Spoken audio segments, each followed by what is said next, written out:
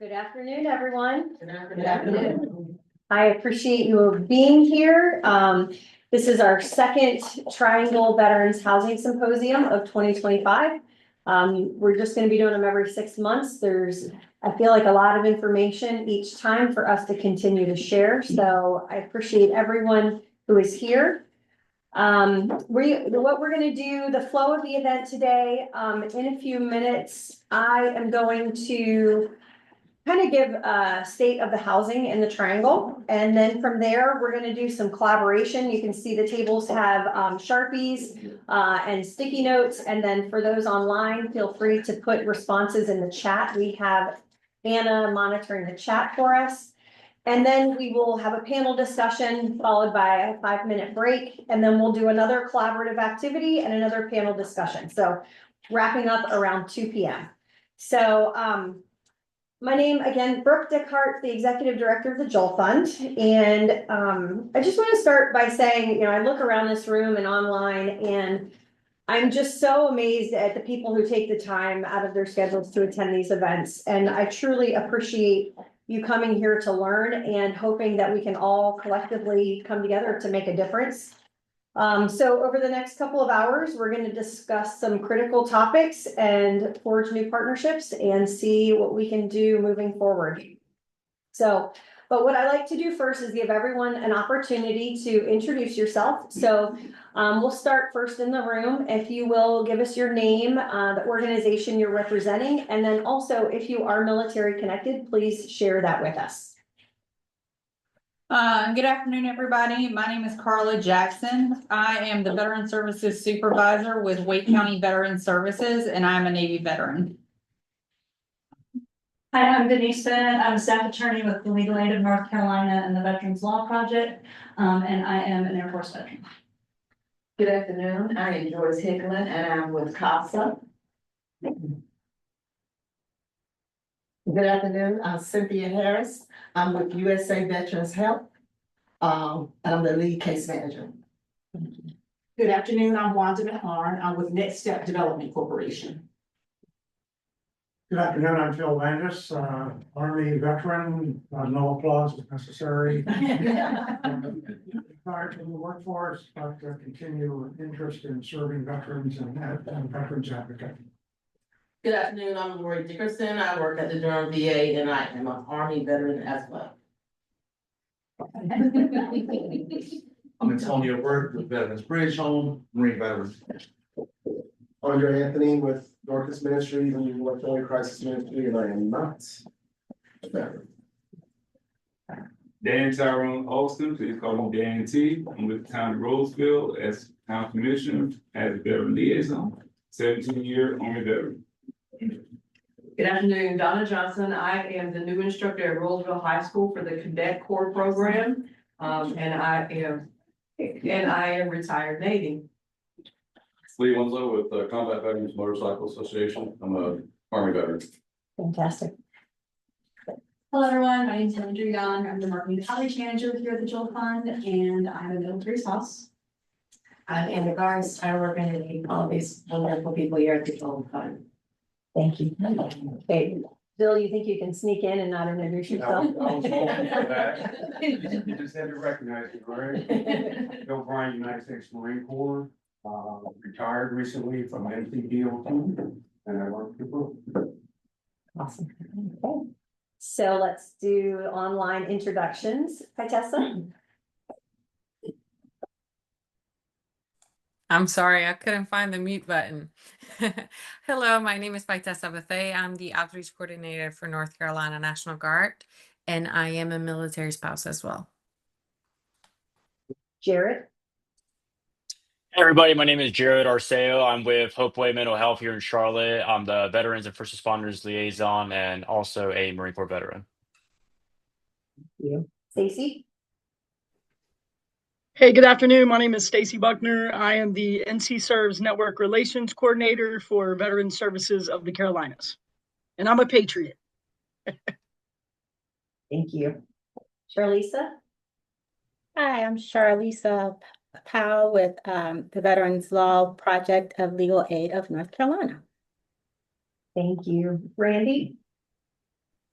Good afternoon, everyone. I'm Randy Silver with NC Works Veteran Services, and I'm an Army veteran. Thanks, Randy. Daphne? Hi, good morning, everyone. My name is Stephanie Stephanie Moore. I'm with the Office of Congresswoman Deborah Ross, for Veteran Leave Services, and my father is an Air Force Vietnam veteran. Still provide that access. Thank you. Katie? Hi, I'm Katie Coop and I'm with Duke Community Affairs. Thank you. Daniel?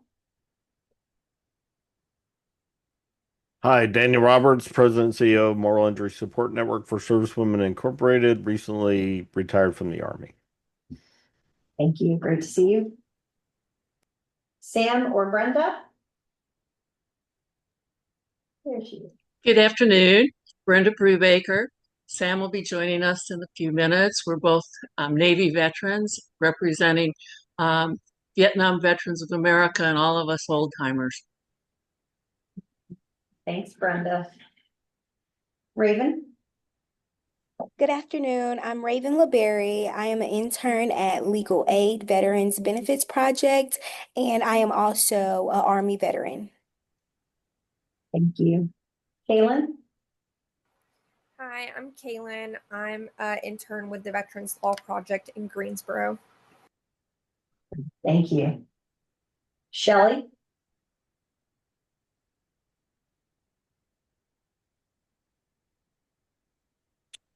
Hi, I'm Shelley. I'm a public benefits and discharge upgrade attorney with Legal Veterans Law. Thank you. Let's see. Troy, you want to introduce yourself? Of course. My name's Troy Hirschberger. I'm with the North Carolina Housing Finance Agency. I'm our community and veteran liaison. Thanks, Good to see Troy. everybody here. Did I miss anyone? No. Okay. Awesome. Hi. Oh, Isabella, sorry. That's okay. The Joel Fund Operation Art account likes to switch me when I'm even though I'm logged in as myself. Anyway, so I'm Isabella Brzezinski. I'm the Operation Art Program Manager for the Joel Fund, managing art classes, low-cost art classes for veterans and their family members. And my dad is an Army veteran. Thank you. Sorry about that. I thought that was Landry. No worries. Okay, we'll try again. Did I miss anyone? No? No. Okay, awesome. So what I would like to do next, I'm going to share some slides. Give me 1 second.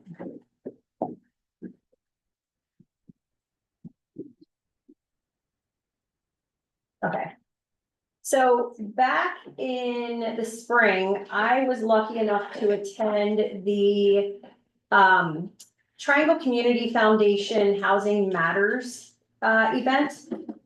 And they brought lots of people together in the housing space, and they worked in 4 different counties. It was Wake, Orange, Durham, and Johnston, I think, right, Andre? Chad, thank you. Okay. So what at our last event where everyone came together, they reviewed a bunch of statistics and stuff about housing in the Triangle. I had asked Lorena to come today and present, but unfortunately she was busy.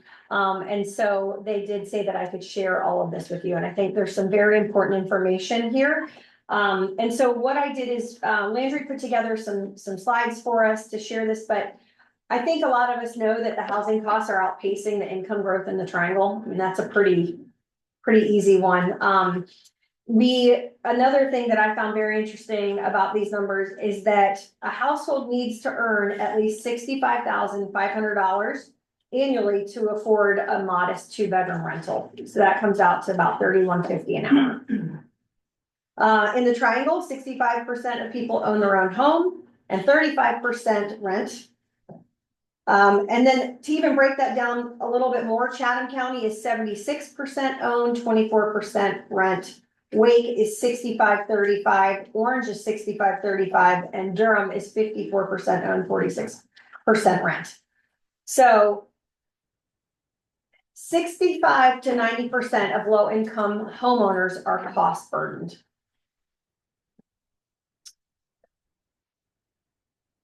The area median household income in the triangle is 88,559,000. And low income households earn less than 50% of the area median income. So half of that, you go back, it takes 65,000 to be able to afford a modest 2-bedroom apartment. So what we have seen here in the last 5 years is that the median monthly rental rate has increased by 30%. And the median rental price in Wake County is $1,508. I believe so. I believe that's a 1-bedroom. That's the picture. Yeah. So it's gotten very, very expensive to live in the triangle. So the average homeowner vacancy rate in the triangle is 0.8%. So 5 to 8% is considered a healthy housing market. And then when homeowner vacancy rates are below 1%, it indicates an extremely limited supply.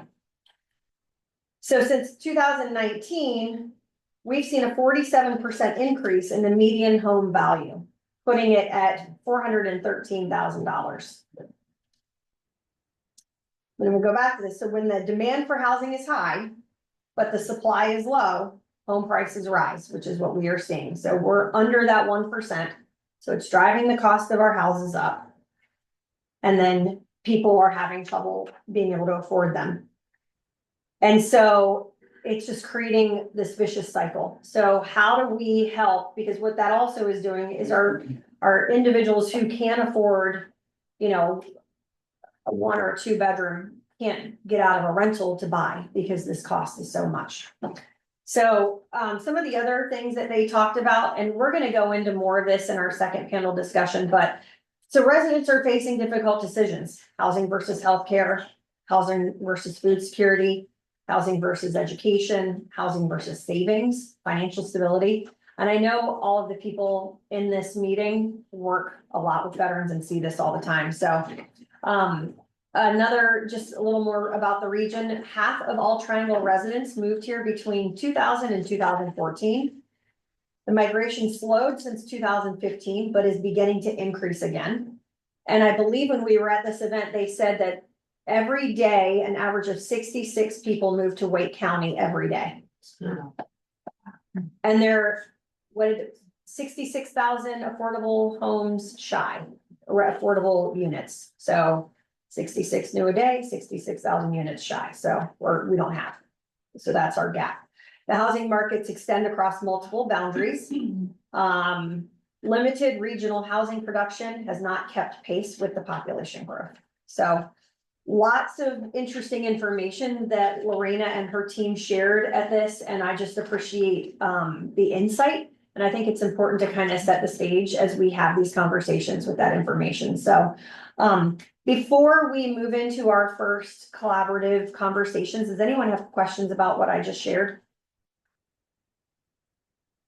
Okay, so let me stop sharing my screen. So what we are going to do, for the people in the room, you have Post-it notes and Sharpies at your tables. So our first question that we would like for people to answer, and you can put this in the chat if you're online, and Anna, if you'll type this into the chat, how can or how do you already use technology for outreach and to connect housed and homeless veterans with resources? So if you already work with veterans, or if you have ideas on how we can reach veterans who are homeless, please put that down on these pieces of paper. We're going to kind of save them. We've got some ginormous post-it things on the wall over there, and we're gonna capture this information. So we're going to take a few minutes. Please talk about it, ask questions if you have any, and let us know what your thoughts are. Again, how can or how do you already use technology for outreach and to connect housed and homeless veterans with resources.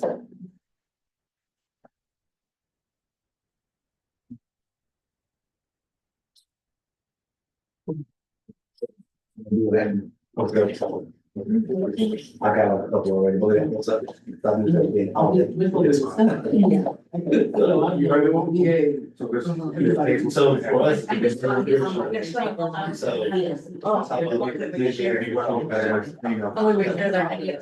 we just came up with Technology.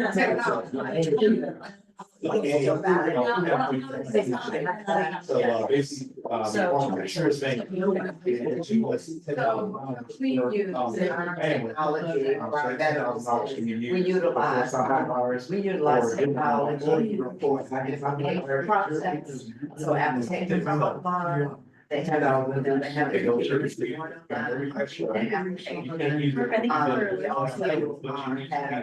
It's really close to the camera. Whereas if they don't want to come in to sign registration process, they can email them via DocuSign. They can do all of that online. We also have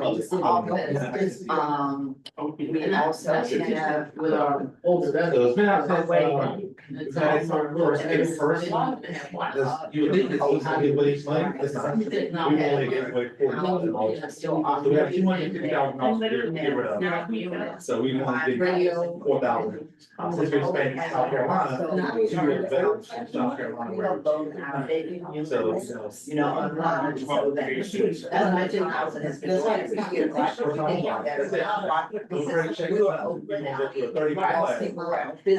So they can look at.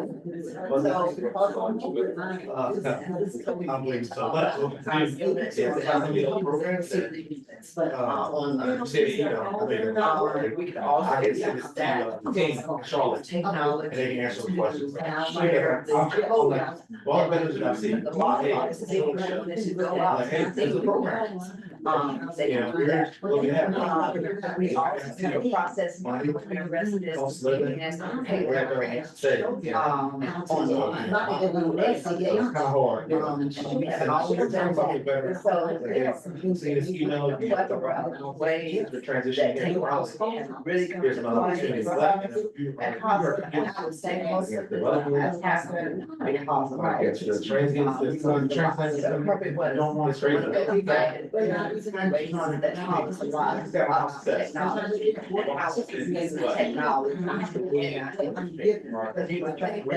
Housing and rent units, you know, that is a nice neighborhood.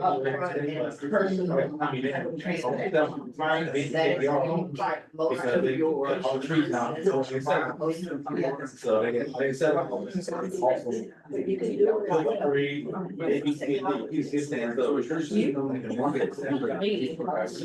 No, it's not.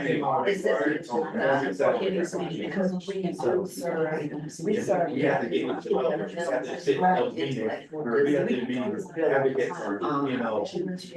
Every single day.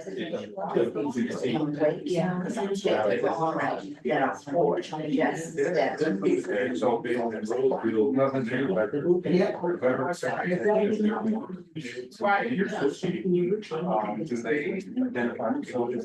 Yes, yes, they do, because there are specific units that are designated for veterans, and a veteran comes out.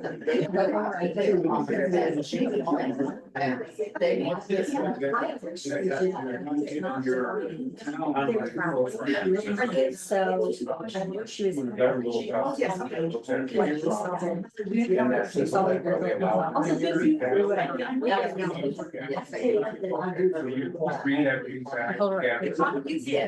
Yes, we not only have the ability to provide these, in the application process, but we also we have a social media platform, and then also they radar, they can rate how we've done in terms of qualifying, in terms of president opportunity. So, you have a two built. yes, we have a two. And it's just to be used. Yes. But there's a need. And we do get many benefits. Right. And a lot of other agencies. That's something. That's not what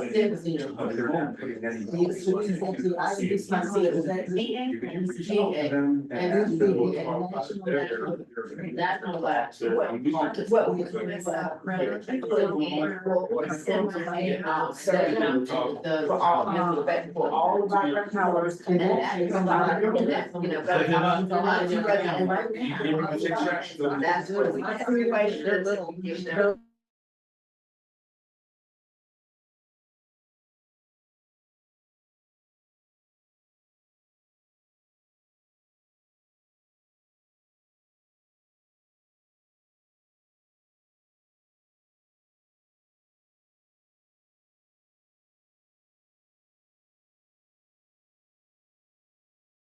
Okay, everyone. We're gonna come back together here. Sorry to interrupt. I know there's some great conversations going on. Does anyone have a response that they'd like to share with the group? Anyone online too? Please feel free. I'm gonna put Karla on the spot. So, I just recently purchased, well, I didn't purchase it, the county purchased, a portable scanner and a separate portable printer. And when I tell you these things are small, they are small.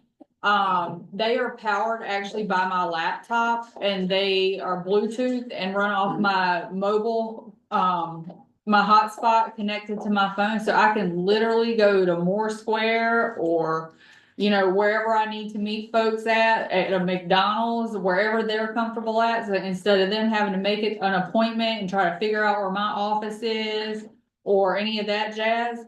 Or if they call and I have a break in my day and I can just run over somewhere and meet them, I can scan their documents in, or I can print them out applications or anything that they're needing. I can do it right there on the spot. So that's something recently I've done. To make things more accessible for the veterans I'm assisting. Does anyone else have a response about technology? We had several answers for Unite Us on the chat. Other things like connecting through social media, Facebook, LinkedIn, utilizing partners, sharing websites, other like groups like virtual peer supports, things like that. That's great. Is it safe to say that every veteran or most homeless veterans have a phone, a smartphone? Or is that a bad assumption? In our case, if we can find the homeless veteran and if they have the smartphone, we can help them because they can access their documents and sign them directly on their phone through the software PandaDoc that we send the documents through. For the most part, I have not encountered a veteran that does not have a smartphone. Anyone else? Yes. I have met several veterans that don't have a phone, period. Okay. Yeah. That's it. But what we do sometimes was a lot. I try to make sure, most of our veterans are elderly. It's just how it worked out. But I try to make sure that they get linked to the Durham Senior Center because they have smartphone classes there. They have computer classes on the level that they could understand it. Not only that, they have exercise classes, dance classes. You can go there and play pool, put together puzzles, eat. They get 75 meals a day, hot meals at lunchtime. So I try to give them all the booklet and encourage them to register with them and go down there on the tour. Especially so they can get those classes because those classes are not really bad. It's really on their level. So yeah, that's awesome. I know the law school went to the senior center and did those things for the seniors. Yes.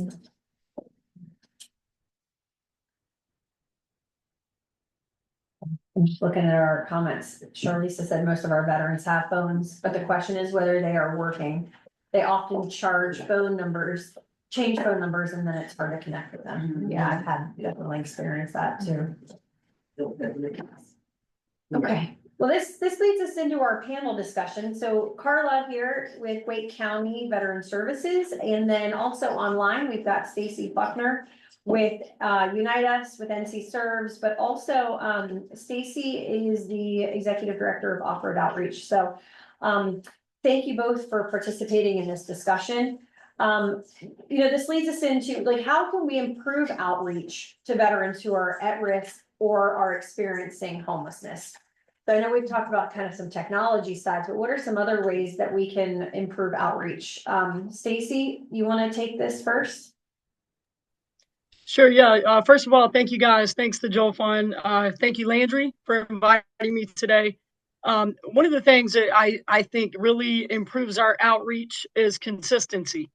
Once we encounter a veteran one time and we see that, they don't have a phone, they don't have a location that they stay at permanently, we have to come together and kind of map out a resolution for them. So we have a day resource center here in Fayetteville. So that's kind of our central entry point for coordinated entry and all of those services. So we try to make sure that with those bus passes that we give out to our veterans, that they are able to get, because transportation is a huge issue. We can connect you to services, but how are you going to get there? So thankfully, we have a program that supplies 30-day bus passes. Once that 30-day bus pass is activated, then you have 30 days. You can ride the bus all day long. You can go anywhere on the route. So we get them over to the day resource center. And just consistency is key, man. You got to keep following up. You got to meet the veteran where they are when they can meet you. Because I tell you, we have some really busy homeless vets. I don't know what they're doing, but they're really busy. I love that. I love it. Karla? Yeah, I agree with everything that Stacey said. I think another tactic we're trying to incorporate in Wake County is we are also trying to work with partners that you don't necessarily look at as like veteran friendly partners. They're just normal, Raleigh Housing Authority or Families Together.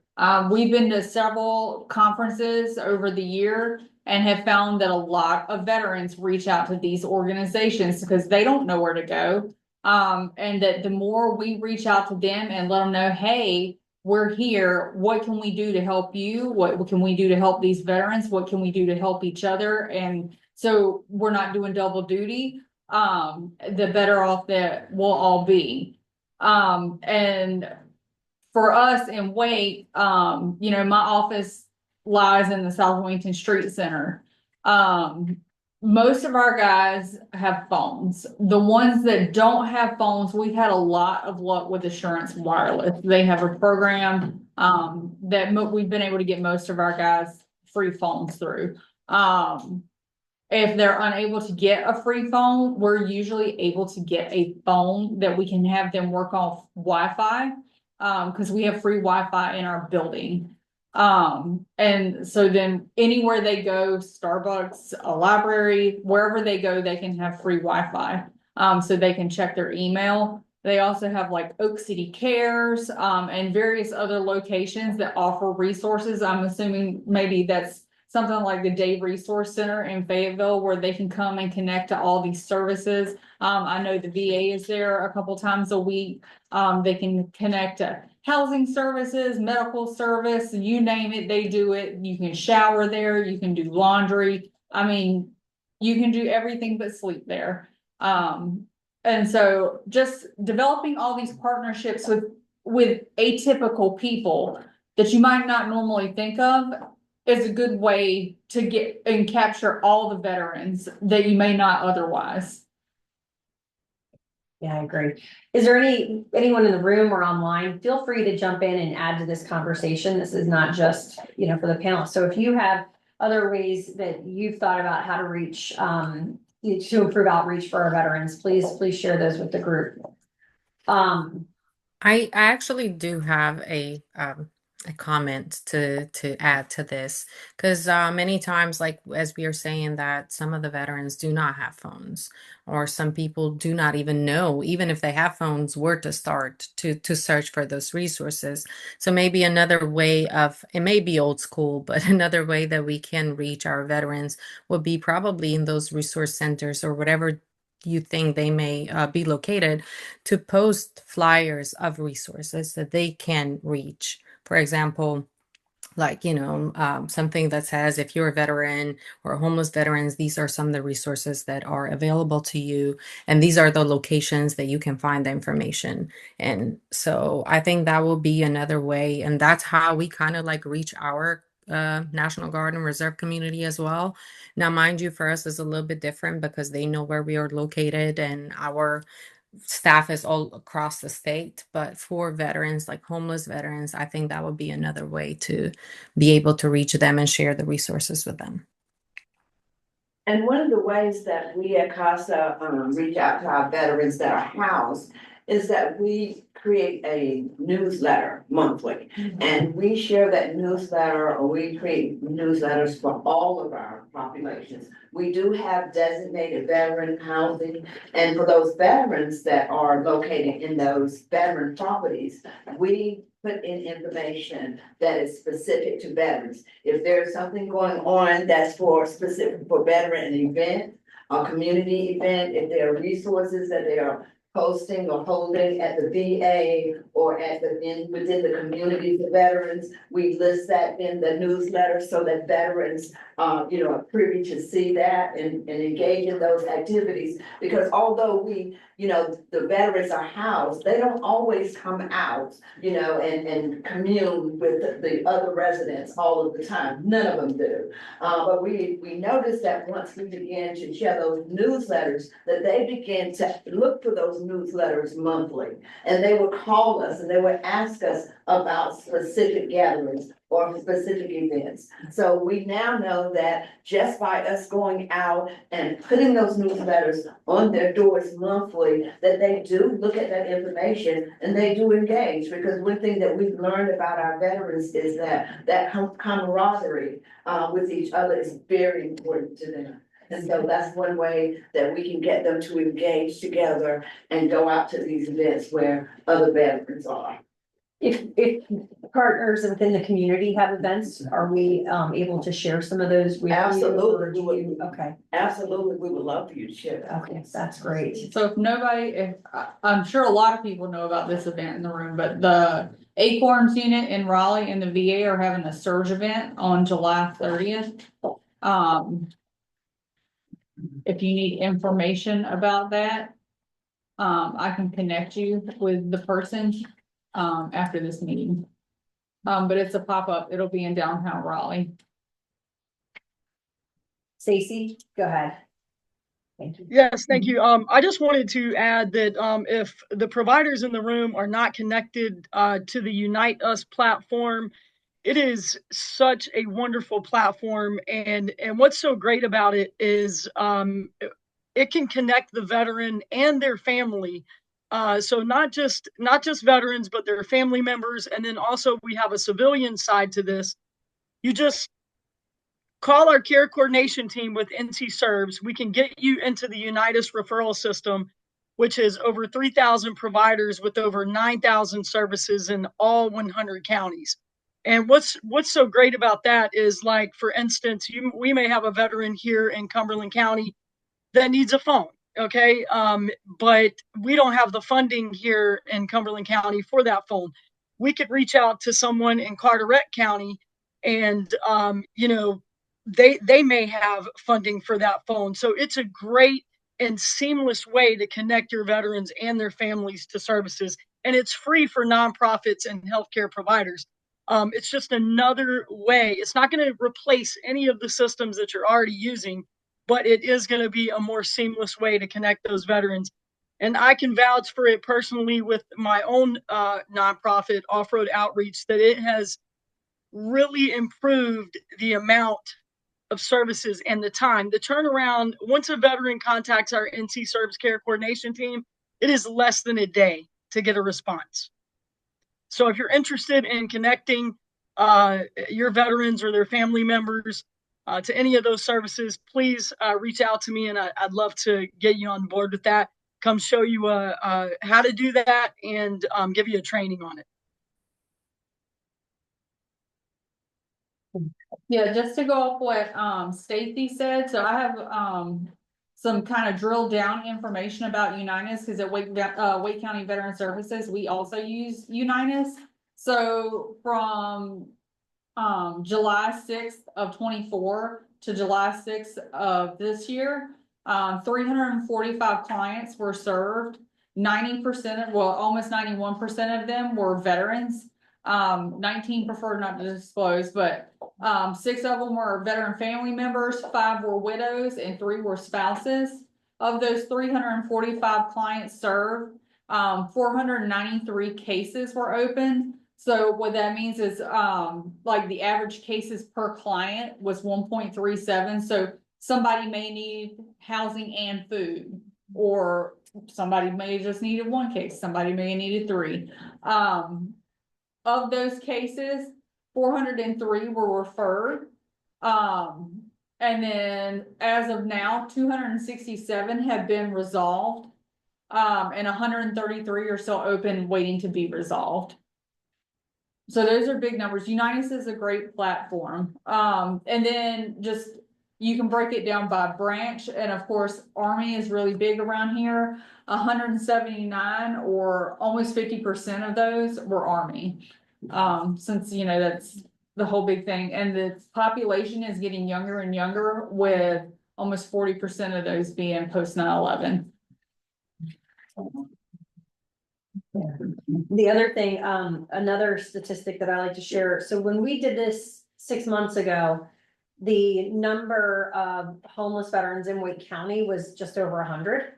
And right now this number isn't completely exact, it's around 80. So it has gone down. Karla said, you know, we'll see how that trickles out through the next few months, but 25 of those are chronic. So for those who, I wasn't familiar with what this meant, but it's if they've had 4 episodes of homelessness over 3 years. And then 55 were non-chronic. So were these numbers just Unitas or just for housing? You know, were those 300 for housing? This is just Okay, just Unitas in Unitas. general. Okay, I didn't know if you sent over the. Oh, service type housing and shelter. Okay, so it was, Yeah. so those numbers that Karla gave were for housing services. Yes. Yeah, and if I could just add really quickly, I don't want to keep on going on about this, but I'm just so excited about Unitas and what it can do for our veterans and their families. If a veteran, you know, even self-refers online, we can do, there are so many different services, like even if they need social enrichment, okay, like the Joel Fund, we have sent you guys referrals for that. You know, if they want ukulele lessons, there's someone out there, guys, that can get them ukulele lessons, you know. So you know, anywhere from something so small that seems like that can really be life-changing for our veterans. So I really encourage you to use that platform if you can. Yeah, that's right. I think that's part of the problem as well with outreach, is even though once the veterans get to us, everybody's kind of doing their own thing, and everybody has their own referral process, and it's like 10 pages long, and so that makes things difficult, and so everybody's just kind of fighting for their own piece, and they're trying to do what they think is best, and I mean, we all need to just come together and like come up with, this is going to be the referral process. This is what our goal is as a group. And so Wake County, the COC is back in Wake County. We're building it back up. I encourage those in Wake County to be a part of the COC, because that stuff is going to be happening. But Unitas is a great way, a great platform to use in your own individual places. To kind of, like Stacey said, get everybody on the same page using the same referral process. I like it for the accountability piece of it, because, you know, a veteran can come to you and say, hey, you know, you referred me over to Wake County Veteran Service Office, and, you know, they didn't call me back. They didn't They didn't get up with me. And we as a provider on Unitas can go in and say, look at a note from Wake County Veteran Service Office and say, actually, yeah, they did. They left you a voicemail. You didn't return the phone call. It says it right here in the notes. Or we can hold the provider accountable and say, go on there and look and say, hey guys, we can call you guys and say, hey, why didn't you call this veteran? He's been waiting. So it's great in that sense too. And now I'm gonna stop with the Unitas thing. I'm gonna let you guys get I love it. I love it. Phil, what? Yeah, two things, and actually they coalesce with what the panel member and excuse me, but I didn't catch your name. Oh, Karla. At least that's the excuse I use with my wife. We had 100 unsheltered veterans, now we have 80.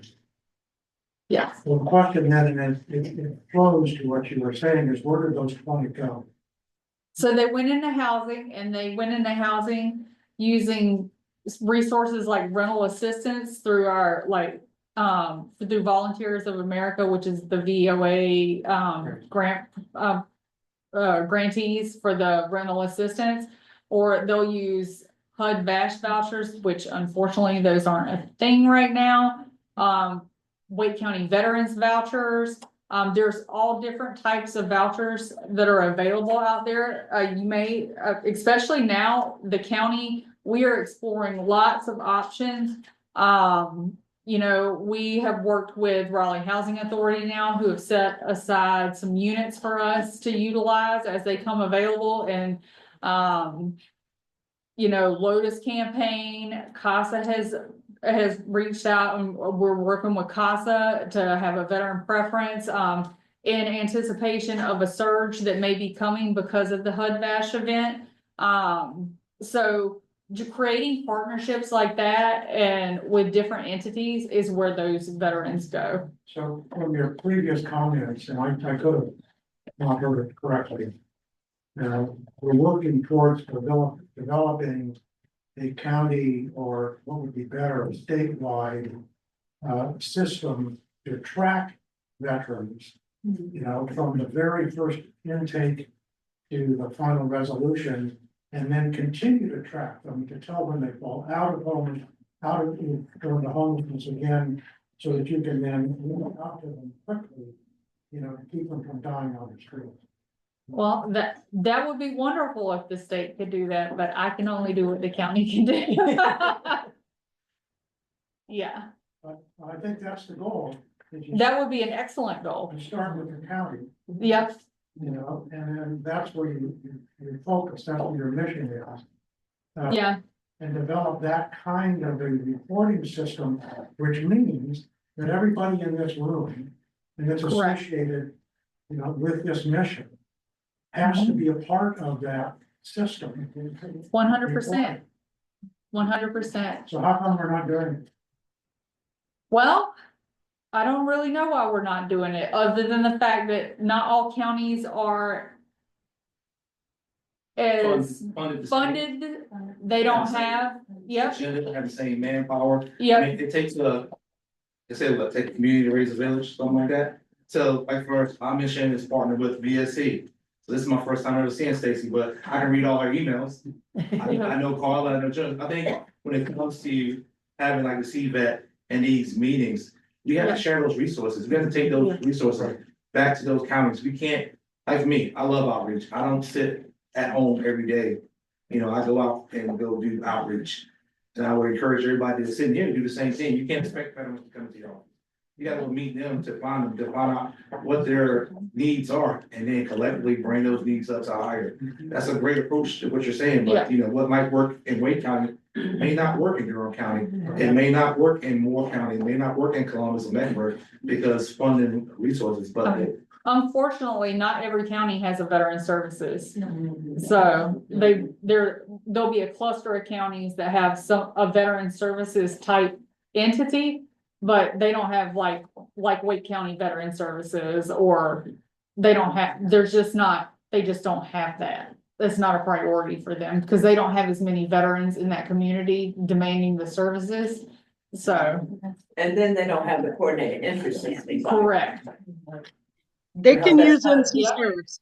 They can use NC Serves. NC We're in Serves all is in 100 all counties. 100 counties. Yeah, NC Serves is all 100, yes. That's right. They just start hiring. Yeah. So it's getting big enough where they're hiring people to work at the continuum care, right, Karla? What So, now? the continuum care. So then they Yeah. just open it up, so they have enough funding now to fund 5 roles, correct? I think I saw on LinkedIn. I think that's correct. So now they have funding to fund these 5 roles that can do data. So I think, yes, but the biggest thing is, like Karla said, join the continuum care. You can do it virtual or in person, and just don't go there. Actually, go there with notes, with sticks, with ideas, because there's no need for you to have your own hidden agenda. Oh, it's gonna be good here, but it's not great elsewhere. That doesn't make sense. So, Yep, and they have, the Wake COC has their own website. If you just go to Google and type in Wake COC, their website will come up and there's a calendar of their meetings. And they'll tell you if they're in person and where they're located, or if you can just join and they're online and you can jump right in it and just sit and listen, or if they ask for your participation, feel free to chime in. They're open for everybody. Does anyone have anything they want to add on how we can improve outreach to veterans who are at risk of homelessness or are experiencing homelessness? I think this is a great start. I know Landry's been putting a bunch of stickies on the note over there. We'll send out pictures and ideas, and I think even some action items. I would say, I'm gonna go back to where they said consistency. Like, if you know there's a shelter nearby, just make arrangements to go there once a week. The shelter staff will be glad to let you come in there and have a little space, maybe for an hour, every Monday morning. Be there and let the word out, hey, so-and-so will be here to talk to the veterans. And you don't really have to talk, just be there, and they'll come talk to you, or they'll find out what you need. I think that's a good one. And we talked about transportation. We at USA Veterans, we try to make sure that our veterans are linked up with Go Durham Access. It takes 21 days to get somebody approved, and they will come to the house and pick them up. As long as you give 24-hour notice, they'll pick you up from wherever you are and take you to where you need to go. So they'll come pick them up, take them to a medical appointment. They might want to go to prayer meeting that night. They'll take them to prayer meeting. They'll take them to Walmart. Just give 24-hour notice. So I try to make sure that the veterans get that service immediately. And they don't ask for a whole lot either. Just They don't usually, no. Just do it more. Yeah, if anyone is interested in setting up some time, whether it be like once a month, once a week or something at the shelter. To see our shelter guests, please feel free to talk to me and we can arrange something. I was gonna say, I know Military Missions in Action is doing some transportation program, but what I don't know, and I wish Allie was on this conversation or on this meeting, but there's, have you heard about this? Like you could, I don't know if it's for certain appointments. I think it's medical appointments and medical. Talking about the Warrior Wagon? Yeah. Yeah, is that what it is? Yes, medical appointments to the CBOC to your PA, Okay. but it's only specific counties. Yeah. So when you Like go on the website. Where, I was trying to find it online, cause that's, it's called Warrior Wagon. Yes. Wagon. Because that's one that we need to make sure people know about for those appointments.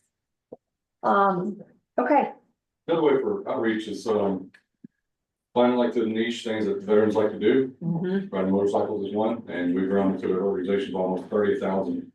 And by doing so, we get a group together and you actually can talk about the things that you're going through, or just sometimes just things come out like, hey, yeah, me and my wife are having a hard time and we're splitting up and I need a place to live or I'm gonna be homeless. So, we help people like that, or at least connect them to the resources. But just by getting them out of the house or getting them together with other veterans, we can actually have a conversation, whether it be motorcycles or pickleball or whatever. Parts are great things too, something like that. yeah. It's been mentioned several times in the room and also in the chat.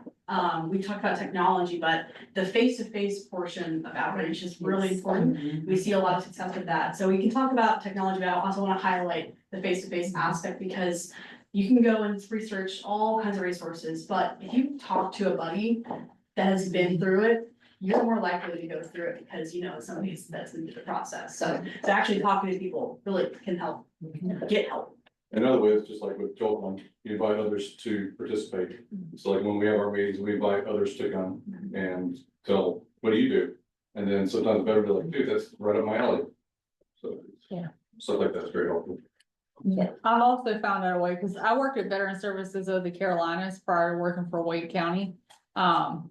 Food goes a long way to getting people to come. That's why we feed everybody. Everything we do is food. Everything. Yes. And I think that when you're eating, you just kind of naturally, I don't know, it kind of breaks down barriers. Just people tend to open up a little bit when you're. Yep, absolutely.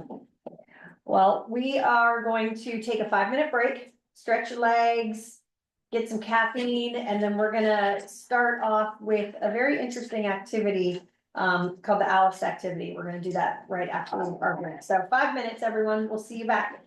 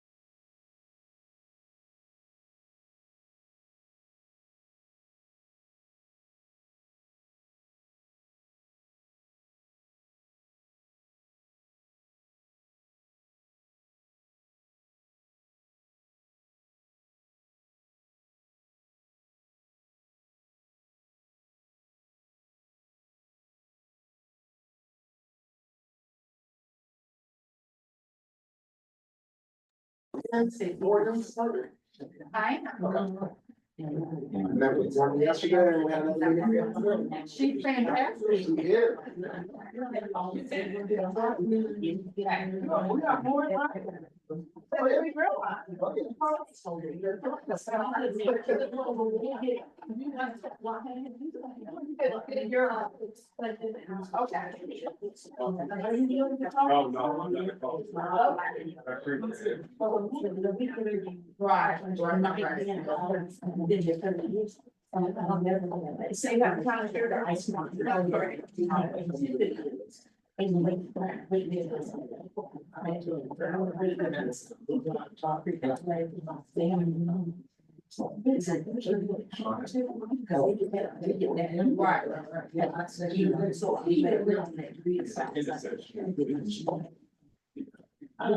We're gonna start in one more minute. Yeah. And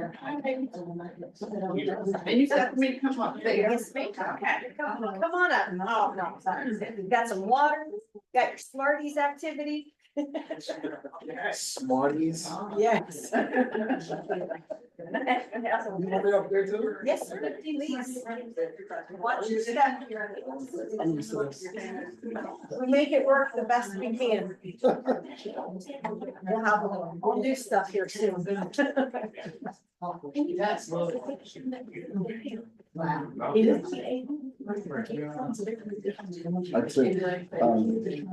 this, I talk about this stuff all day, so I took notes. So that I'm forcing myself to be succinct. Otherwise. Yeah. You can talk about stuff That's all fine, day. yeah. Yeah. That's my.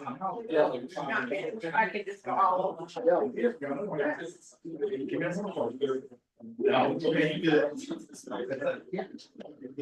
Yeah. Landry, if there's anyone outside, will you?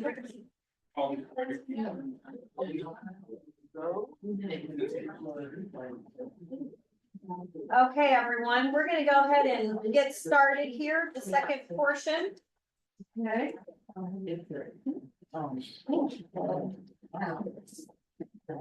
So our next thing that we're gonna do is, we're gonna do an Alice activity. A few months ago, I attended a philanthropy summit that was hosted by Carolina's Credit Union Foundation. And they brought in, United Way of North Carolina, they did this Alice Household Decision-Making Activity. And for those online, Anna, are you gonna drop it in the chat? Okay, awesome. So everyone should have in front of them this little chart. Does anyone, before we start, does anyone know who Alice is? Alice is an acronym for Asset Limited, Income Constrained, Employed. So it's a new way of defining and understanding the struggles of households that earn above the federal poverty line, but not enough to afford the basic necessities. So at the Joel Fund with our Operation Vessel program, we're seeing a lot more of this. And so I think it's important that we have a better understanding as a group as to what this looks like, because I think if we can understand it a little more, then we can help people from becoming homeless. So in front of you, you have this activity sheet. And what I would like to have you do is allocate your budget. So everyone has a packet of Smarties online. I know you don't have Smarties, I apologize, but everyone gets 15 Smarties or check marks. There you go. There we go, sorry. You're going to, these 15 Smarties represent your budget. So you have a 15 credit budget to spend each month. Landry has more. Oh yeah, we already ate them. So your family has 2 adults, one working full-time and one working 2 part-time jobs. You have 2 children, an 11-year-old boy and a 3-year-old girl. Make the best possible choice in each category to determine how your family will live. So you must have at least 1 Smartie or credit in each row. So place the desired number of credits to indicate your spending choices. And it's important, you must have at least 1 in each row or category. Can we split our Smarties? You cannot split your Smarties. But if I'm a family, I need to stretch my resources. Why not stretch my Smartie?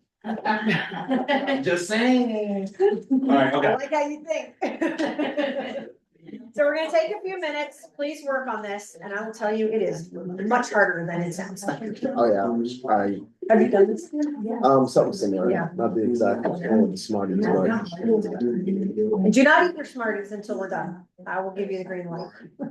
Hey, go back to the military. Beans, bullets, Band-Aids, that's what I say.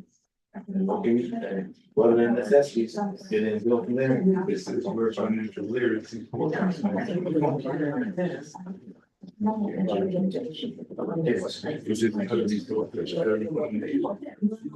Yeah, we have.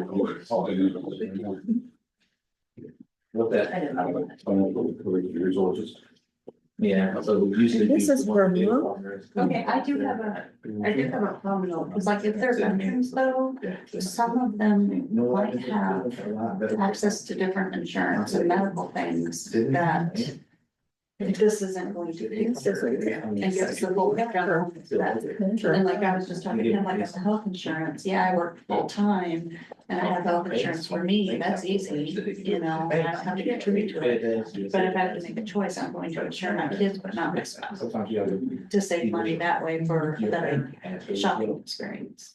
So let's talk about that when we discuss this. So does that make sense? So I probably have to go to Yeah. parties there. Yeah. So. No, I think it's a very valid point. Yeah. And it's definitely something to discuss, because it, you know, obviously it's gonna vary family to family, but those are things that we have to consider with our veteran community. Exactly.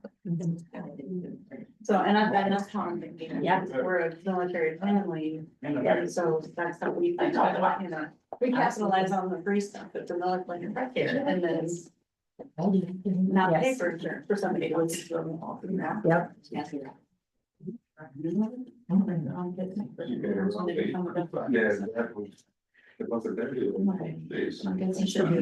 Oh, yeah, of course. I'm glad it worked. Yeah, same. With the schedule, because. Schedule's a hot mess. Yeah. Sure. Hot mess. Yeah, so we do these meetings once a month, where we focus on different actually kind of that. And so.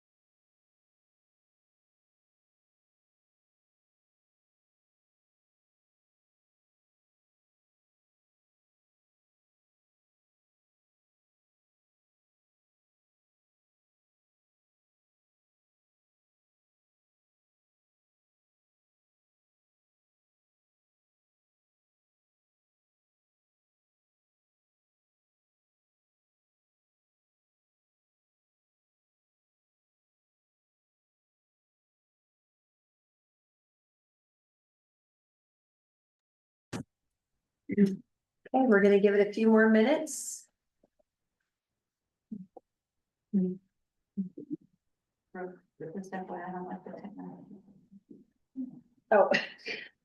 I did not make the form. I would have the computer and the internet for my kids in school, but killed the TV for the family. There's one in the, well, I don't think you can get to it. We have mattresses blocking it. Oh. I can get to it. Yeah, it's, behind the second set of mattresses, so, yeah. Is it plugged in? No, it's just on the shelf. It's on the shelves. Hopefully it's the right kind.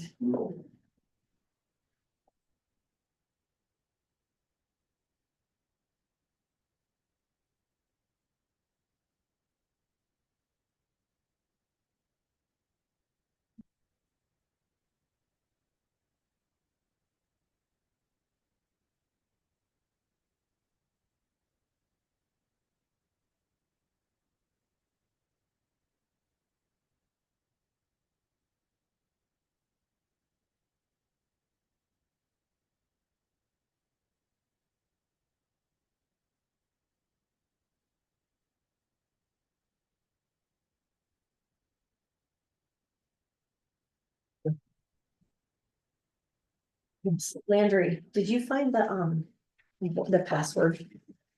Yes.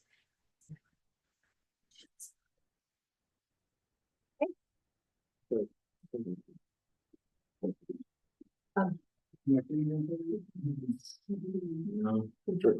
Which one is it? Take my research. No, I'm trying to figure it out. I had to downgrade my lifestyle research. Some bonus. No, I had to downgrade my lifestyle. A star. Set this over. Like Astro? Yeah. Oh. Okay. Is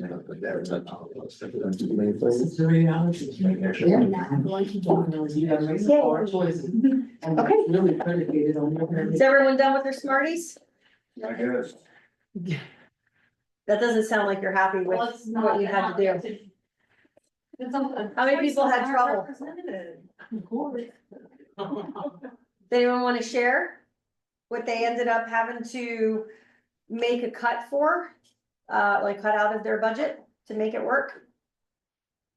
Go ahead, Lee. I wanted the house, as an investment, but with current budget, there's no way I can own my own house. So I had to share some of the resources. Yeah. Cynthia? I ended up doing a 3-bedroom on number 1, the housing. And I did no health insurance. I figured they could go to Lincoln or somewhere like that, Lincoln Community Health Center. So that's why I said no health insurance.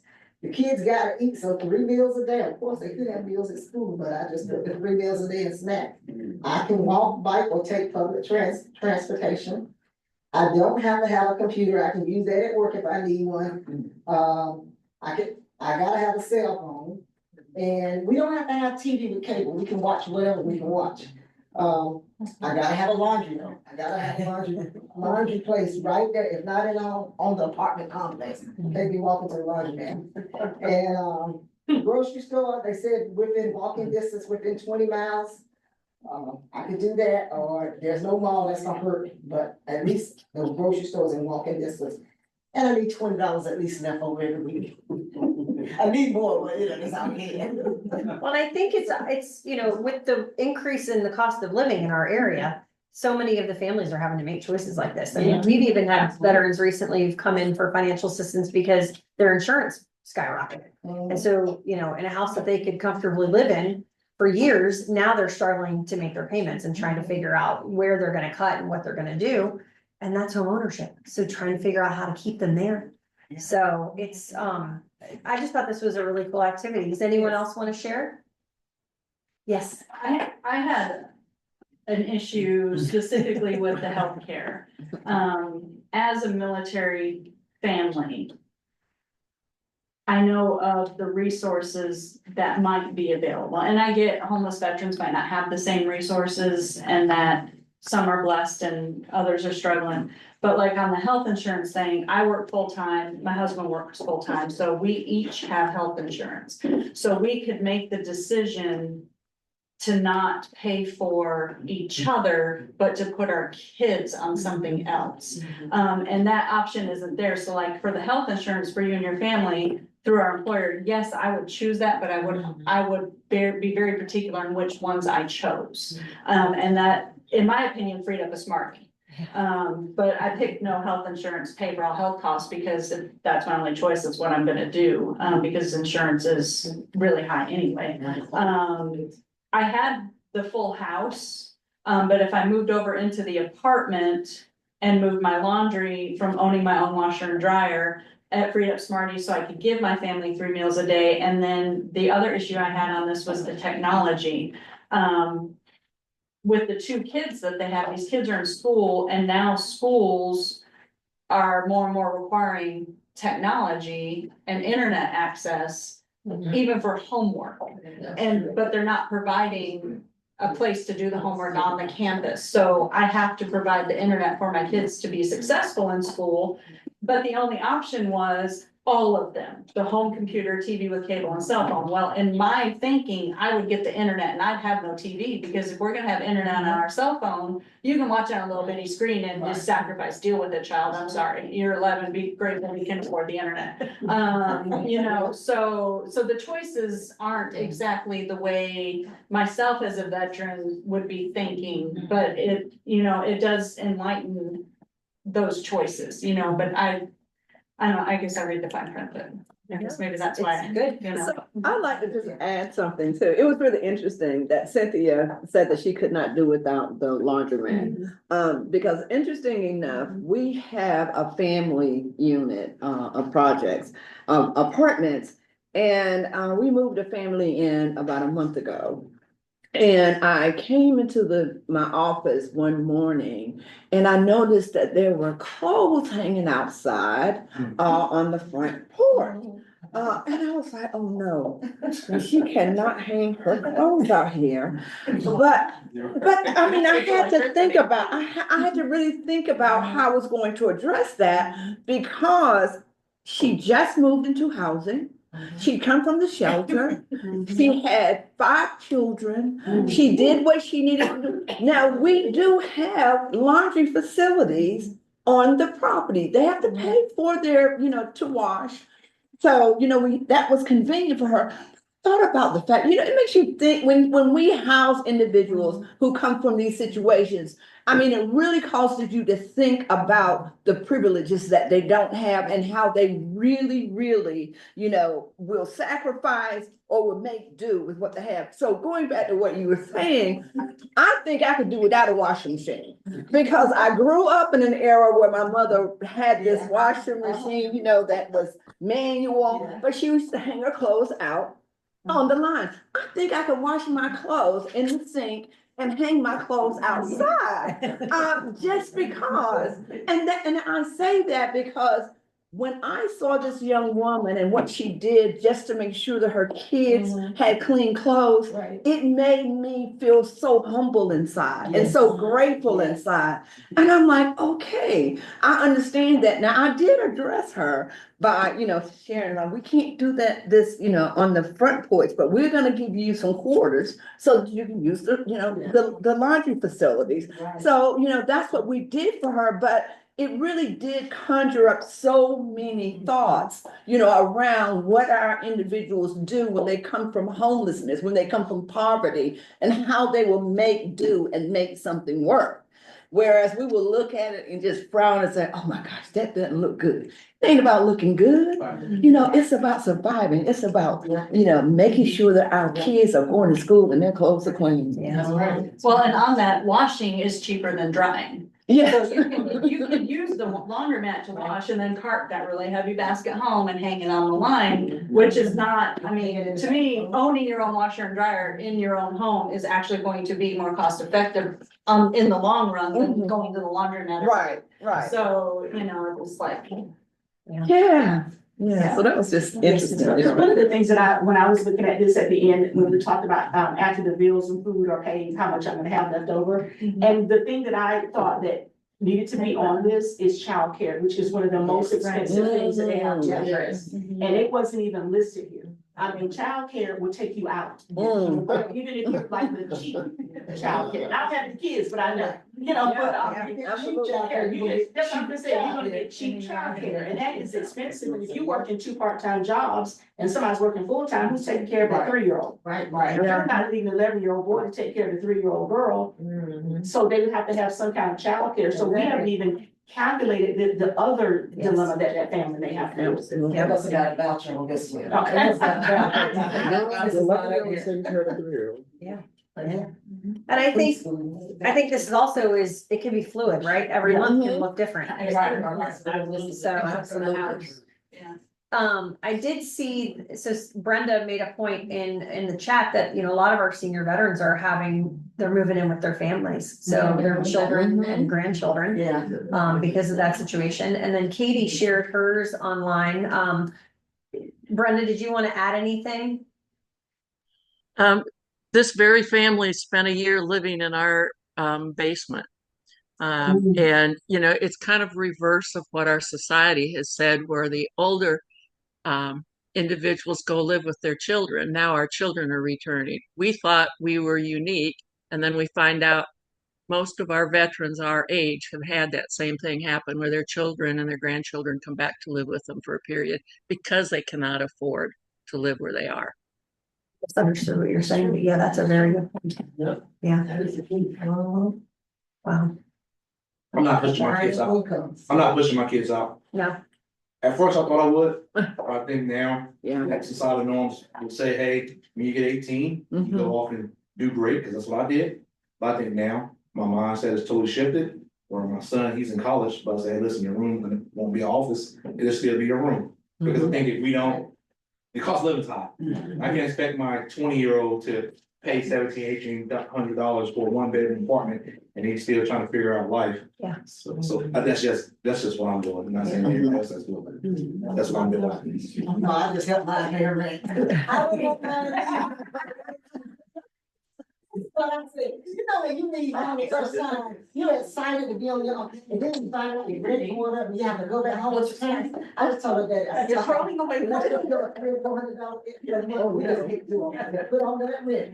Fine, wants to come back home, I want to go back home. These are all great ways Yeah, that that we would be can me. help our younger generation for sure. I'd like to lead us into our panel discussion, if that's okay. So our next conversation with Andre and Joyce, we're gonna talk through understanding the struggles of households that earn above the federal poverty line, but do not make enough to afford basic necessities, just like this activity we did. And how do we support our veterans facing the risk of homelessness, or just people in general, because it might be a family member of a veteran we're working with. So I'd like for you to get us started in this conversation. No, he's gonna.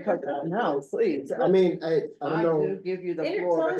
Tell us what you do with this. Yeah, so, first of all, let me start by saying a big thing, the part that goes unsaid sometimes, and sometimes it goes, or sometimes it is said, but it's said because it's what we're supposed to do, not because we truly mean it. For everybody that served, for the families of those that served, I have a lot of good friends that served and continue to serve. It's just a simple, humble thank you. It's, you know, I think everybody finds a different way of making the world a better place in their own small way. So it's not to exaggerate service, but it's also not to undersell the service and the sacrifice that comes with it. So I have the pleasure of leading an organization that's been around since 1968 that serves thousands of people a year. We just merged with another nonprofit agency that also serves thousands of people a year. We do everything from food to financial assistance. The majority of our, and I just had to actually look this up because we just passed the budget. The majority of our financial assistance goes towards housing. Whether it's helping people pay their rents. Our biggest way of combating homelessness is prevention. We've all heard of the snowball effect, where, being short on rent 1 month can lead to 60 days from now, you living in your car, right? Because, you've got the late fee, and you've got this, and you've got that, and nobody wants to take your partial rent payment, and then that leads to eviction and all of this. So the way that we combat that is just, if you're it is much easier, much cheaper, much better for you and your family if we give you the $500 as opposed to $500 being the reason that you're on the street in 2 months. So anyway, lots of that. And then what we'll do in that situation is work with you to figure out how we get you to a place so that by the end of this journey, you never need an organization like us again. So a big part of our work is workforce development. We're sending cohorts of people to Wake Tech to train up to be able to get higher paying jobs. And I'm not talking about, you're going from $13 an hour to $16 an hour. $13 an hour to $16 an hour. We're trying to get you to a place where you're making $30 and $35 an hour, just by being part of a 16-week cohort that gives you a certification that opens other doors for you. So anyway, that's a little bit of what we do. We've got a food pantry that operates like a mini grocery store. We do whatever we need to do to serve people and take care of them and help them have better lives. And then the last thing I talk about, because it's the first thing people want to talk to me about, One of the ways we fund this work is by, we have what I refer to as the bougiest thrift store you'll ever walk into. You walk in there, it looks very much like a Marshalls or TJ Maxx, but, you know, and we're doing upwards of 900 to 1,000 transactions a day, and 6 days a week. And that's one of the ways that we fund the millions of dollars we spend on our clients. And most of that, like I said, is in housing. Oh, and then to the point of Alice and Alice households, because when I talk about the work that we do, a lot of people tend to think that, you know, they have an assumption about the income brackets we're serving. We serve now, and this has gone up. This has doubled in the time that I've been here. We now serve up to 300% above the federal poverty line. Because you're talking about, you know, people that we assume have good jobs. You know, they make a salary, right? So you're talking, you know, starting salary for a police officer, a teacher, right? The assumption sometimes is, oh, you know, they went to school, they got a master's, they got a job, they're straight, they're good, and that is by far not the case. So anyway, just and I told myself when I said this to Brooke, y'all, I took notes because we can talk about this topic for 900 years and keep going. So you're gonna see me read a lot, and this is my way of, as you just saw, I did not read this time, and I can talk about this work for 900 years. So I'll let Joyce speak. Thank you. Okay, that was really interesting. So again, I'm Joyce Hicklen, and I work at CASA. I've been at CASA for over 21 years now. And what CASA does, for those of you who don't know, we provide permanent supportive housing for individuals who are homeless, have mental, physical, and intellectual challenges. But what I'm here to talk about now are our projects that serve veterans. So we actually have designated units that provide housing just for veterans. In Wake County, we have properties off of Sunnybrook Road that house veterans. We have 2 Hulls Landing properties there. They are 11 one-bedroom units for veterans. And in Durham County, we have Denson properties, and they have and that property is 20 units. I'm sorry, let me get back to Hulls Landing because we have 20 units of housing there.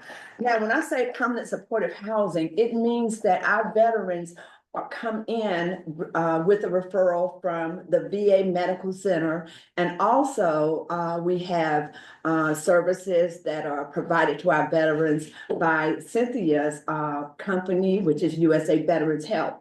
And what that means is when they come in with these these systems of support, these individuals not only refer them, but they are responsible for coming out, making sure that the veterans are okay in their housing, that they're acclimating to the community, to the services. If there are things that are going on in the housing or with the veterans' health, that they can keep up with it, making sure that they are providing resources or referrals for the veterans. Now, does that always happen with our veterans? Well, we know that with mental health reform that a lot of services have kind of decreased and declined. So what CASA has done is we've created a team of social workers called Behavioral Health Intervention Team. And this was a team of social workers and a licensed mental health counselor, which is myself, after COVID. And what the Behavioral Health Intervention Team does is we go out when residents call us who don't have that service of support, and we provide those resources or those referrals for those veterans who need an extra support service. So that piece is what we do. Right now, I can say that statistically we have, and let me read my notes, as Andre said, because I will get off of course here.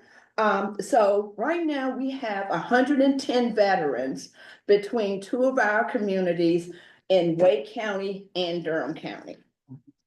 Now, of the percentage of, we have, of the percentage of veterans who we have housed, 92% of these veterans report that they have better improvement in the quality of their lives.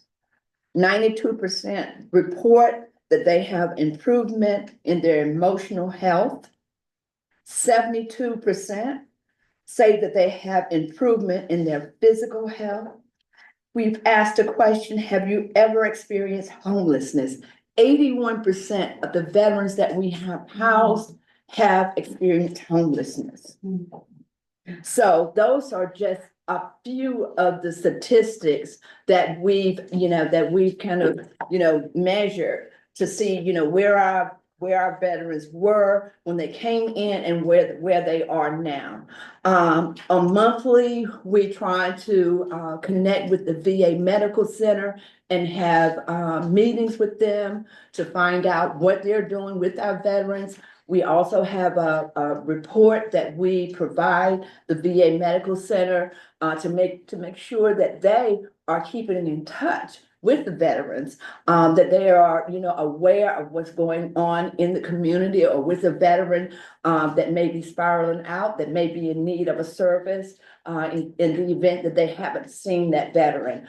So we are, keeping a very watchful eye over our veterans. And we find that the veterans who are in these designated units are very happy living in those units.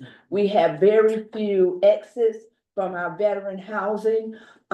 We have an annual community health fair.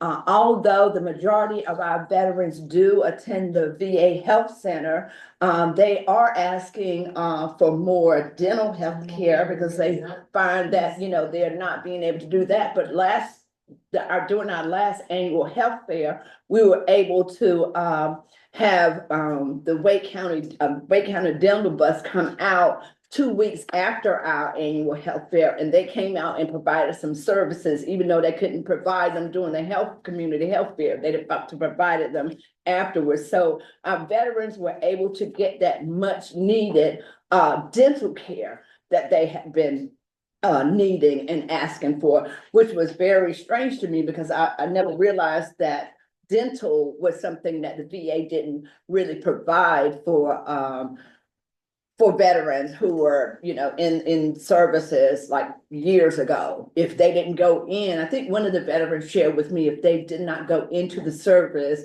or have a need in the service for a particular dental need, then when they came out, they weren't eligible. If they, encountered a situation once they got out of the service, they didn't get anything for dental care. Yeah. Dental is real funny at the VA. If you are 100% service connected, permanent and total, you have access. If you came out with dental issues, you have access. If you are in a Chapter 31 program, then you have access whether you're 100% or not. And what is a Chapter 31? BRNE, voc rehab, whatever. Okay. Yeah, so, and then if it's a dire life or death type of emergency, they, they'll, if they can't see them, they'll probably send them out. But outside of that, no. Oh, wow. Mr. Langley? Yeah, I think a testament to the quality of your programs, the fact that so many of your veterans stay with you for a very long time. And that tells me, that your energy is mission focused. And you're not just a billboard with lights on it, but you really care. Thank you. And we do. And one last thing I would like to mention is that CASA is in the process of developing 11 units of tiny home cottages for veterans. This was funded by the City of Raleigh and Operation Coming Home, which is a nonprofit partnership between the Home Builders Association of Raleigh, Wake, and the U.S. Veterans Corps. 10 of these units will be set aside for low-income veterans, and CASA will receive referrals from Veterans Affairs as well as Veteran Bridge Homes. Supported services will be provided for the veterans, but if they're not required, we won't need those. The services will be provided also for support by the VA, and will include not only case management and crisis support, but a full range of comprehensive medical care available to eligible veterans through the Department of Veterans Affairs Healthcare Services. And next year is when we hope that we will be opening those units for our veterans. Yes, Mr. Langley. You're just giving you a thumbs up. Oh. He approves of your message. Eligible veterans, they say they're rent free. No, they don't stay rent. Well, let me take that back. If they come in and they are employed and they lose their employment, then they do stay rent free because CASA's income is 30%. Of whatever the veterans are making, 30% of the income is what their rental amounts are. So if they come in and they are employed, it's 30% of that employment income. The majority of the veterans come in with VASH vouchers. And mind you, there are other veterans that we house in our projects because we have over 500 units of housing. So there are other veterans that we house outside of these targeted units as well. Okay. What do you do to help veterans get out of there? Well, for the most part, as Mr. Langley said, veterans don't want to leave once they're there. And for the most part, we get veterans who are single. We may have, and I've been there 21 years, we may have had 3 couples or 3 families of veterans, but the majority of our veterans are single veterans that come. We've had a couple that have left for housing because they've gotten married. Awesome, thanks for doing that. Sure. Are there any more questions? All right, thank you. Appreciate you all taking the time to explain the work that you do. I think that we need more housing, obviously. So finding out, that CASA has all these houses and units, and then they're adding more is so important. Even with the work that we do, as was mentioned, sometimes there's a bump in the road, the car needs fixed, or there's one reason or another, there's issues and things can happen, and then I don't know who said it, but then 60 days later, they're living in their car. So how are we helping as a community to help them through those bumpy times? What services, what can we continue to do other than just maybe paying a $500 bill? Or, this stuff that we do too, we can help our financial assistances with housing related needs or food. What other things are you seeing that can be done to help them stay housed once they're there?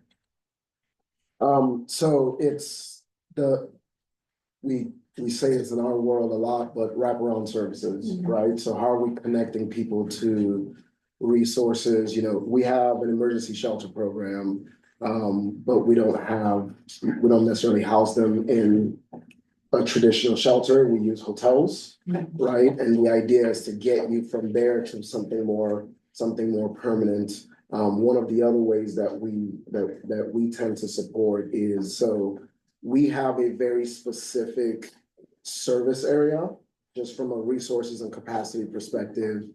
For most of our social services, if you have to live, work, have a child who is enrolled in a public school in Western and Southern Wake County.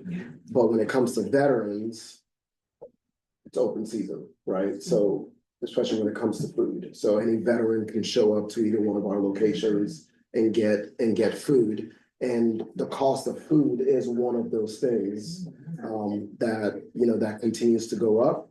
So that's a commitment that we've made to continue to keep that open. But really, it's also a lot of we have I want to say eight or so social workers or case managers on staff, but then we're connected to every single resource in the triangle that you can think of. You know, I know a bunch of people on our team are connected to CASA, to Wake County. I mean, just we've made it a point to be a hub in a lot of ways, to be able to connect people to the different resources, because we don't have to do everything. Our job is to know the people, so we truly treat every single client, every single veteran, every single situation, family that we encounter as its own unique opportunity to connect people to the different resources. And I think that's the biggest thing, and that's what I love about, you know, things like this, right? Because no one entity, no one individual, no one organization, no one municipality, no one anything can be everything. And how are we making sure that we're continuing to share the resources and know what's going on? I say this all the time, y'all. We always say phrases like, we're here to change the world. You can't. You actually cannot do it. What you can do is be part of changing the world, and that means humble yourself, know that you can't do everything, know who does something better than you do, connect to that person, because there's plenty of opportunities for you to serve in your own way. And the more we adopt that mentality, the better we're gonna be to, you know, when it comes to serving other people. Yeah. Absolutely. Right. Sorry. Please, again, same as before, jump in with conversations or questions and points that you want to make or things that you see. I know for us, you know, a lot of times it's rental assistance, it's food assistance, utilities, car. What else are people seeing from our housed or sheltered veterans? What are you seeing needs for? Well, if I may, just one more thing. Every opportunity you get, so as organizations grow, so we're in kind of a significant growth phase right now, and I love what I always see what CASA is doing and what other organizations are doing. We have the opportunity to expand on our own, and chose to not do that, chose to work with the town of Apex, who has purchased land and is going to be building affordable and mixed income housing, and us then building a permanent second location with them, next to them, to and one of the conversations that we're having is actually getting Wake County Veteran Services on site with us. That is by no means a for sure thing. So I am not signing Morgan and Karla up for anything. That is just one of the many conversations that we're having, because that opportunity to co-locate, especially where you're going to have housing opportunities. So whenever possible, again, you know, I heard, you know, y'all talked about 11 units here. We're talking about 50 units there. We're talking about 100 there. And sometimes you say those numbers and they seem insignificant, but collectively spread out around our community, that does make a difference. So whenever you get that opportunity to partner with other organizations, other municipalities to, I always say this, we're choosing to do it the hard way, but we know that we're doing it the right way. We're doing the right thing. So, and I think working together and not doing it all on your own is so important. And I love, you know, we have Dan T here from Rollsville. I know I'm calling you out as you're about to sneak out, sorry. But to listen and learn and, you know, understand things that he can also take back to his town, you know, interesting to hear what Apex is doing and that sort of thing. So that's why these conversations have to happen and continue to happen. And we're, I'll give ourselves a little bit of a plug. We found out that we got some financing from the North Carolina State Housing Finance Agency for our phase 2 development, and we're gonna have 4 apartments for veterans transitioning out. We're not fully, we're just dipping our toe in the housing space, and they'll be upstairs above our veteran community center. So the community center will go downstairs. Just to mention this, CASA started with 3. Yeah, okay. and that goes to that point. It doesn't matter that it's only 4. And I say that with air quotes for anybody who can't see me. I want to make sure I'm. Yes. It doesn't matter that it's only No, four, right? does You not. start there, and 10 years from now, we're celebrating the 400th. Yes. Right, so. So Troy, you want to respond? I did, and you guys are right on there, CASA and Brooke, congratulations on that. Coming up here, because I know that's going to be a big part of everything that you guys are doing. I did want to kind of add, I know folks, we've been talking a lot about kind of bringing folks back into the fold that are unhoused at the moment and things of that nature. But on the flip side of that, the folks that are doing everything they can and trying to stay where they're at, I wanted to just mention a little bit of one component of what we do in home repairs. So a lot of folks just come across something that it's just kind of an insurmountable, whether it's a dollar amount or fix it or anything of that nature. But being able to go through and keep somebody in one spot and make a fix or provide an upgrade in the living, as far as simple as a ramp or handholds to get in and out of the shower, or redoing the whole bathroom so everything is that lower lipped and they can continue to live in that space, then all of that is usually something that can help alleviate the system in other ways and keep that person right where they're at. But for those that, I mean, obviously CASA and Brooke, you guys know exactly what we do. Daphne, I know you know a lot of what we do. But for those that don't, our mission is to provide safe, affordable housing opportunities to enhance the quality of life of North Carolinians. And that's across the state. We operate in all 100 counties, whether it's a repair program with a local partner, whether it is being the allocating agency for the LIHTC program, whether it's supportive housing like Brooke was talking about, and our friends at CASA, which we have a long-standing partnership with.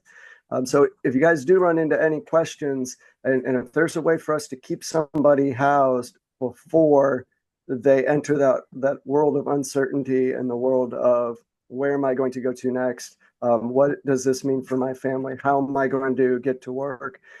There's a lot of things that we don't do, but I will say this, everything that we do is through partners, whether that's local, state, elected officials, federal, all of it is through partners. We can't do any of it on our own, but we want to be able to do as much as we can. So if you do run into something and you just don't know if we're set up or equipped to do it, you're unfamiliar with us, or you only partner with us in one aspect, please reach out. Please, the worst case scenario, the answer I can give you is no.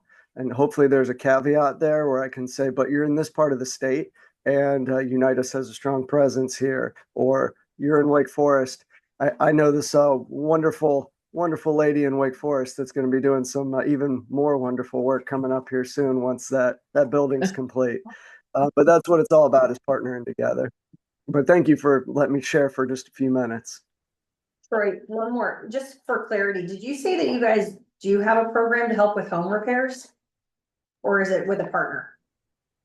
Yes. So the program is ours. The funding that we provide is for sticks and bricks.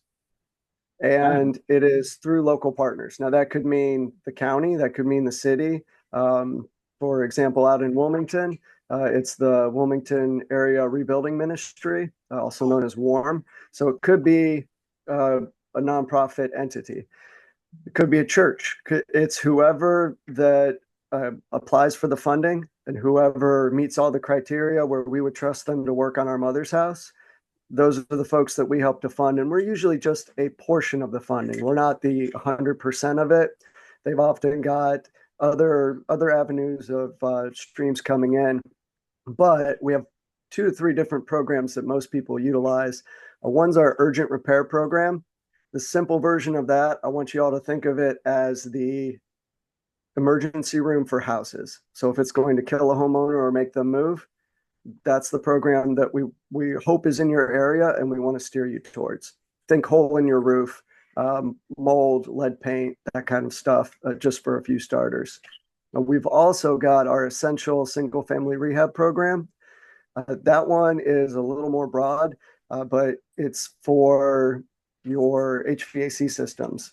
It's for you need a ramp into your house. You need to remodel your bathroom. The things that need to happen in order to help you continue to live there.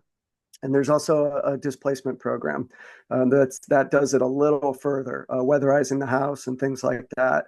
Those are things that even more so, we want to make sure that if you don't need to move, if you need something small, we want to be able to try to provide that through our partners in the area so that you can continue to stay at your home.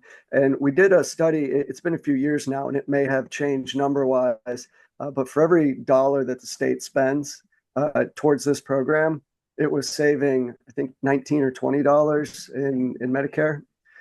And as far as putting them into assisted living or any of those other options that once they move, they need to be housed somewhere.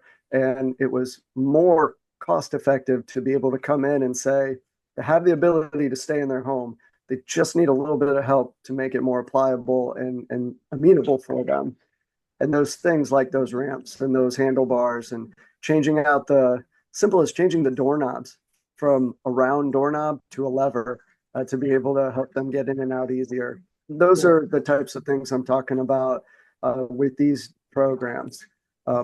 Obviously, that urgent repair program is going to be a little more specific, and it's going to dial in really hard towards things like a tree fell through your roof type of deal. Troy, is there a list of the local partners that we can have? So, I mean, I'm sure several of us in this meeting would be interested in learning about the specific local partners that have these things.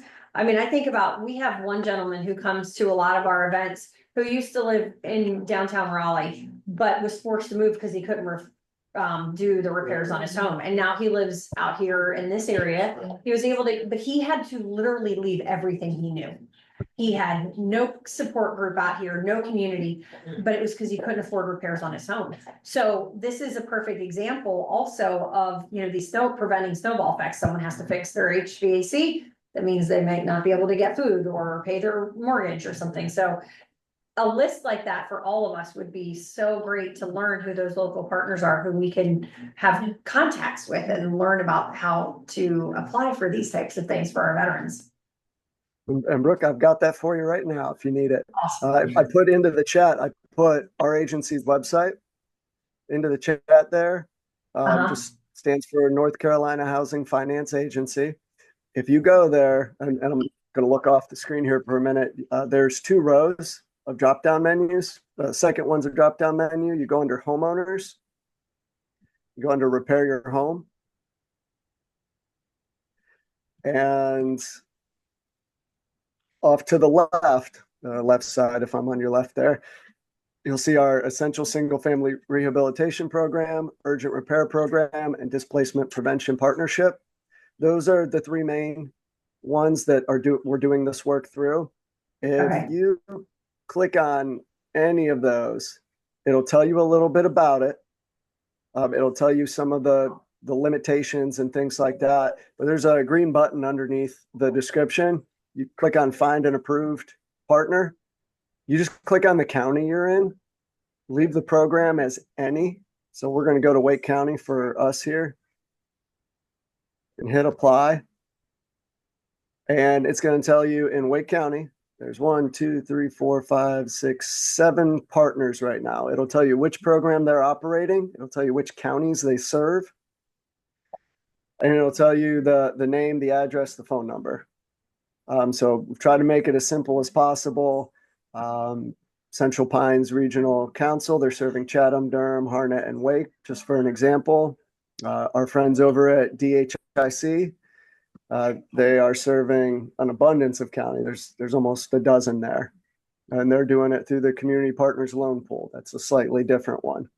Habitat for Humanity, Wake County Independent Living Rehabilitation Program, Reinvestment Partners. And there's more that apply, but there's very specific criteria that they need to meet.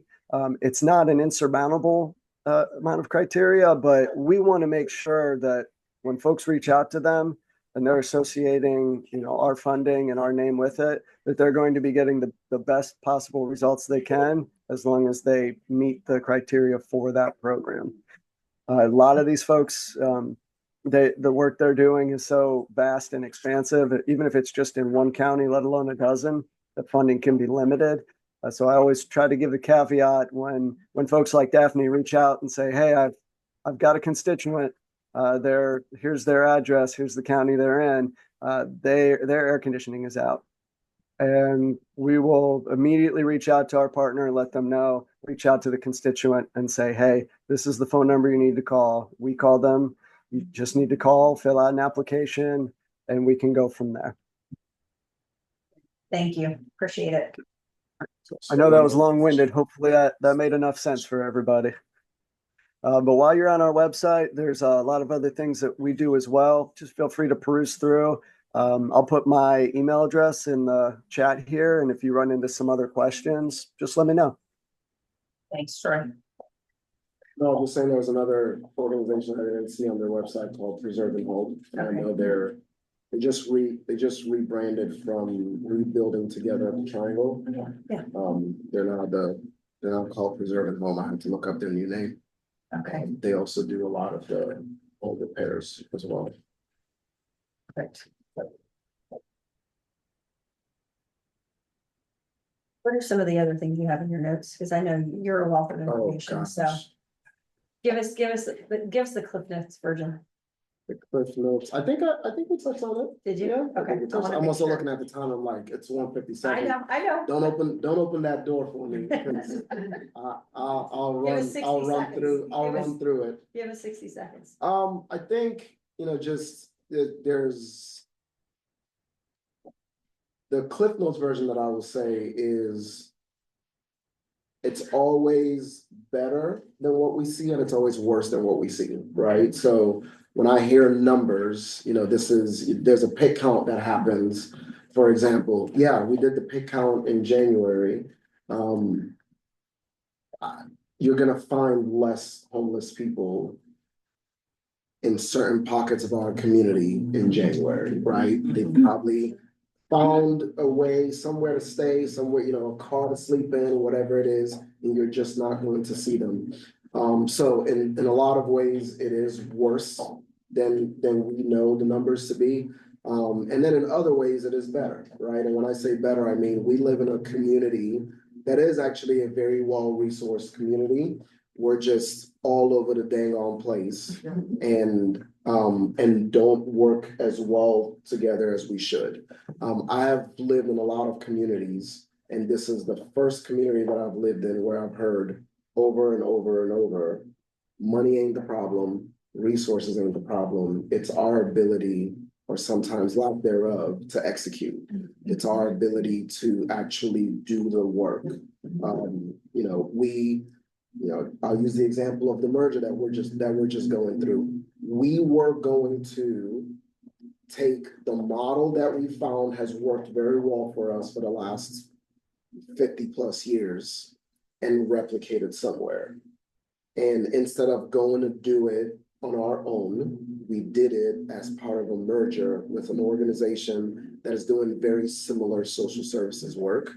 And right away, we're able to increase the amount of money that they could spend on their clients by 34%, right? So having organizations come together, whether it be through a merger, shared services, a formal partnership, whatever it is, anytime you meet somebody who wants to start a new nonprofit, please tell them to pause and instead be part of something that's already happening. And I don't say that to stifle people's opportunities to be great and to do great things. But there's a lot of redundancy and disconnectedness in our system, in our community, it's a disservice to the people that we're trying to serve, that we're called to serve. So whenever possible, I must piss somebody off because they asked the lawnmower to come right behind me. He knew we were hitting it too. So whenever possible, joint ventures, opportunities to work together and collaborate and partner and merge and share resources. That's always the best way to go. Okay, that was it. On that note, I just want to say thank you for everyone. Do not feel like you have to rush out of here. Feel free to talk, take more food. Everyone online, thank you for joining us. Landry will send out a follow-up email. I do kind of cut this short because we could talk for hours or 900 hours but in 6 more months, we will have another housing conversation. So stay tuned for more information and let us know if you have any questions and stay tuned for more. That's all. Thank you. Thanks to our panelists. Thanks for having me.